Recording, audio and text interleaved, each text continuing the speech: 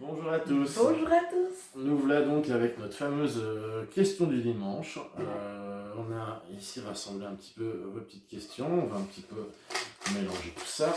Je vais laisser la main innocente de ma femme, on va dire ça, aller Piocher. piocher une de vos questions. Ah, je vais te regarder comme ça, on sait que je ne choisis pas une question en particulier. Voilà, vas-y.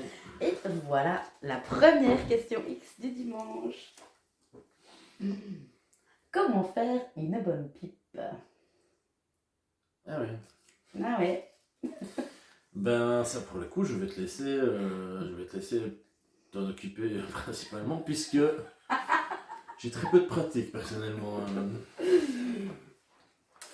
Voilà, ben, en fait, je pense que pour faire une bonne pipe, déjà, premièrement, il faut déjà y prendre personnellement beaucoup de plaisir, hein, puisque c'est clair qu'en y prenant du plaisir, ben, on transmet le plaisir à l'autre.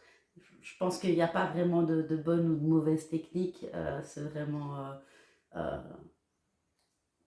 en fonction du ressenti du partenaire. Je ne sais pas, est-ce que tu sens la différence si moi je lui prends du plaisir ou si je fais ça un peu machinalement, quoi, on va dire.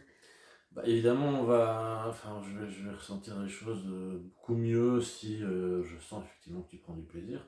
Maintenant, il y a aussi un petit peu comme quand nous on joue avec votre clito, c'est-à-dire que c'est pas une manette de PlayStation, une verge c'est pareil, il y a des sensations à certains endroits, maintenant bien plus intéressant à certains endroits, mais maintenant si vous êtes dans du machinal, du mécanique, pareil, au bout d'un moment ça va nous saouler, quoi. Il y a besoin qu'il y ait une espèce d'évolution pendant l'acte. Ouais. Et c'est sûr que au plus la demoiselle ou le monsieur, non, pour le coup, prend du plaisir à pratiquer, autant la personne qui reçoit va prendre de Plus plaisir. du plaisir aussi. Ah ouais, ouais, c'est ça, hein. Puis c'est vrai qu'effectivement, il y a des zones qui sont beaucoup plus sensibles. Voilà, on va dire que la partie la plus sensible, effectivement, se trouve au niveau du gland. Par contre, au niveau du gland, en dessous, un petit peu en dessous, il y a le frein. euh, Le frein qui est une zone qui est une très zone intéressante. vraiment ultra sensible où en fait il n'y a pas besoin d'énormément de stimulation pour obtenir un effet vraiment waouh. Après, voilà, il y a tout ce qui se passe à côté. Il ne faut pas négliger le reste du corps. Donc, c'est pas parce qu'on est occupé à faire une fellation qu'on ne peut pas non plus caresser les cuisses, les fesses, les testicules, aller embrasser vraiment toutes ces zones et même aller vers le périnée.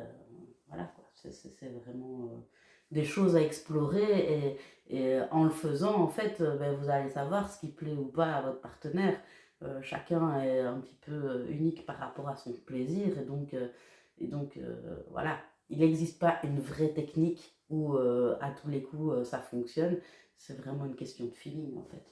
C'est une question de feeling, et puis je pensais à un truc et je ne sais plus. Mmh. J'ai tellement bien parlé que je t'ai coupé la chic. Oui, enfin bon, voilà, ce qui est sûr, c'est que il faut de la pratique en fait, c'est ça à quoi je C'était pensais. ça. C'est que comme toute chose qu'on apprend dans la vie, il faut de la pratique pour arriver à être efficace. Et je crois qu'une bonne pipe, c'est la même chose. Il faut pratiquer pour. C'est en forgeant qu'on devient forgeron. C'est en pipant qu'on. Ouais. Donc voilà, on va vous laisser là-dessus. Ces belles paroles. On va vous laisser là-dessus et avec grand plaisir le prochain dimanche. Ce sera pas tous les dimanches, mais chaque fois que ce sera possible en tout cas. Donc voilà, au plaisir, à bientôt. Salut!